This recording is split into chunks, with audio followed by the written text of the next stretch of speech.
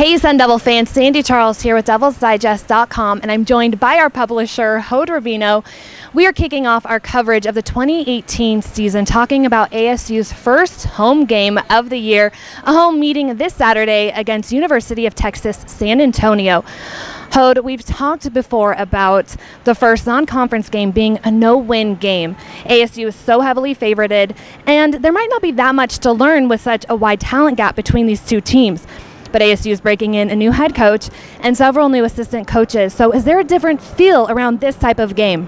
Yeah, I really feel that way, Sandy. I think actually the breaking in of the new coach, which, let's face it, has been met with a lot of criticism nationwide, is what makes this game so anticipated, have a really strong sense of curiosity compared to just your typical first non-conference game where there's a really big talent gap. And sometimes you wonder, like, okay, how much can I really learn about a team like Arizona State when they play a team like Texas San Antonio? But really, I think Arizona State definitely has its own question marks, aside from those that are questioning the hire, just when it comes to offense and defense, and we'll talk about those in a few minutes. But I really feel that it's important for Arizona State, with all the hype, and again, sometimes the hype wasn't all that positive, to really start the season on a strong foot.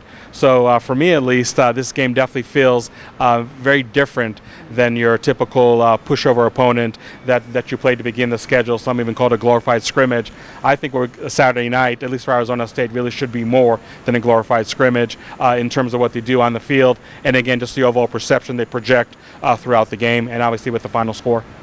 Now, ASU's defense struggled in 2015 and in 2016. They made strides in 2017, but now 2018, they have a new defensive coordinator in Danny Gonzalez and a new scheme. How are they going to do on this side of the ball Saturday? Yeah, when it comes to this scheme, the 3-3-5 style of play is one that is very, very deceptive, showing some looks while disguising others, a lot of pre-snap movement and shifts. And there's obviously that fine line of you trying to be very complex in what you're trying to present, but at the same time really not confusing yourself at the end of the day. And really when it comes to the Arizona State defense, there's a lot of inexperience, especially in the front six, which I feel is really going to be tested somewhat tomorrow against Texas San Antonio, because after all, they're not known for being a strong passing team. Their starting quarterback is a junior college transfer who really did not have gaudy numbers by any means for throwing the ball, and had a limited body of work at that. So I think Arizona State is really expecting the Roadrunners to pound the ball early and often, obviously with a lot of read option mixed in.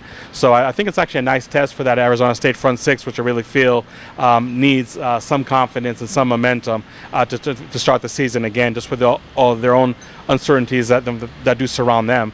But when it comes to the secondary, that's definitely the strongest suit of Arizona State. When you look at tandem returning cornerbacks in the conference, I would put Kobe Williams and Chase Lucas against anybody in the conference, just in terms of talent.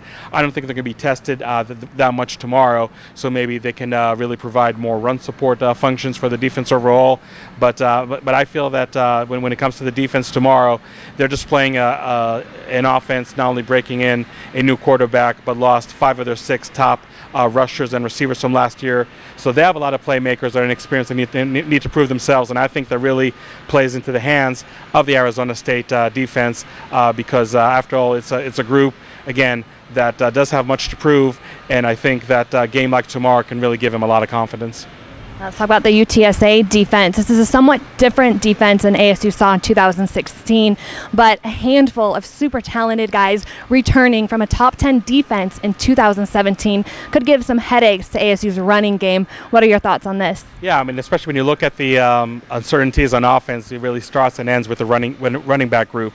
Eno Benjamin is now going to be the starting running back, and even though he did show some flashes last year, it's really anybody's guess how he handles the pressure of being the primary running back in this offense. But then on the other hand, you have the passing game, and I think Arizona State offense might be one where really it's going to see the passing game week in and week out, even starting tomorrow, opening things to the running game, because the Roadrunners, even though they have a strong defensive line, I don't feel that they can afford to really crowd the line of scrimmage and even think about testing the Arizona State's passing game. When you look at quarterback Manny Wilkins, one of the best returning quarterbacks in the conference, N'Keal Harry, the best wide receiver in the nation, N'Keal Harry and Kyle Williams, if not one of the best, if not the best tandem wide receivers in the Pac-12, but definitely one of the best. So I don't think UTSA really wants to challenge Arizona State in the air, and just to have that defense to step back and loosen can really open some nice running gaps, I think, for the Arizona State ground attack. So this is definitely a running back group that I feel tomorrow shouldn't feel that much pressure to carry the load, even though Herm Edwards said that Arizona State is an offensive-minded team, and the offense is really going to dictate the fortunes of this team. I feel that's really, he's talking about more the passing game than the running game, and if the passing game can just really play up to its capabilities and really put a lot of points on the board early and often, I think that the UTSA defense is really going to be so occupied with trying to stop those wide receivers that can really help the running backs. And I think just in general, if Arizona State is able to get up big and early in the game, that can also affect what the Arizona State defense is going to play, feeling that they don't have to take that many chances. On the other hand, the UTSA offense, I just feel that they're going to have to be probably do some stuff that's really down in their comfort zone and throw the ball more than they expected to. So overall, if the Arizona State offense can really just get the passing game going on, I think it's going to be a positive trickle effect not only for the offense but really for the entire team. We've talked about different angles and scenarios that can happen Saturday. Do you see ASU now under Herm Edwards' era kicking off on the right foot? Yeah, I really feel that they are going to kick on the right foot. I think just overall, there's a sense that you only have one chance to make a first impression, and I think Arizona State really would like to make that strong first impression. Now, again, by no means, even a big victory by Arizona State doesn't quiet all the fears that are out there, doesn't eliminate all the uncertainties that the Sun Devils do have on both sides of the ball. But on the other hand, this is definitely not the game that you want to struggle in. The competition is only getting tougher and tougher from here on out. I mean, I know nobody's really looking ahead right now, but Michigan State next week, tough road game at San Diego, and a road game at Washington the week after. So Arizona State really has to make sure that whatever kinks need to be worked out, they're worked out tomorrow. But at the same time, they have to make sure that they're going to come away with a convincing performance in all three phases of the game. So I'm picking the Sun Devils to beat the Runners 42-13. Thank you so much, Hode. Keep it locked in at DevilsDigest.com for all of your in-game and post-game coverage this weekend and, of course, throughout the entire 2018 season. For Hode Rubino, I'm Sandy Charles. We will see you on Saturday.